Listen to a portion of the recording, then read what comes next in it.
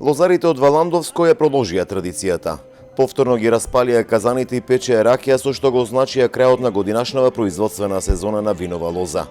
Ги посети министерот за земјоделство Трајан Димковски, кој им соопшти дека од 1 јануари идната година ќе можат ракијата да ја продаваат, при што ќе бидат ослободени од плаќање акциза за одредена количина.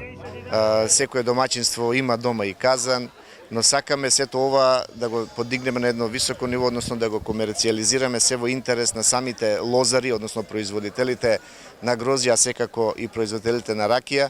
Токму затоа се направија и одредени промени во делот на акцизите, каде што ги споменавме, бидејќи само да напоменам дека за домашно производство се ослободени до 400 литри, некаде ракија со 45%, од 400 до 2500 литри веќе ова што го споменавме дека од следната година започнува. Лозарите слушнале за измените на законската регулатива, размислуваат дали произведените количини грозје ќе ги предаваат на винариите или сами ќе произведуваат ракија и вино за пазар. За други пак проблем остануваат и понатаму откупните цени. Тоа го знаеме веќе, јас како председател на лозарите го знам. И ќе се регистрирате ли? Па со оваа цена тешко земјоделците. Тешко.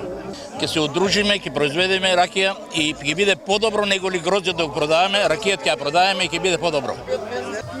Слабо како. Ранецо 12 и државата знаеш 3 денара. Исто како лани, полани. Од Министерството за земјоделство најавија дека поддршката за мали семејни винари ќе биде зголемена преку ИПАРД програмата. Општина Валандово пак планира оваа манифестација да ја прошири до година.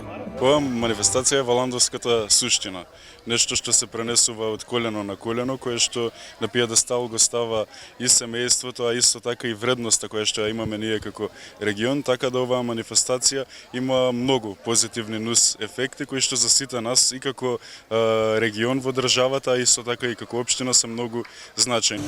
Во земјава досега се откупени околу 93 милиони килограми вински сорти грозје, а во земјава има околу 28.000 хектари под винова лоза.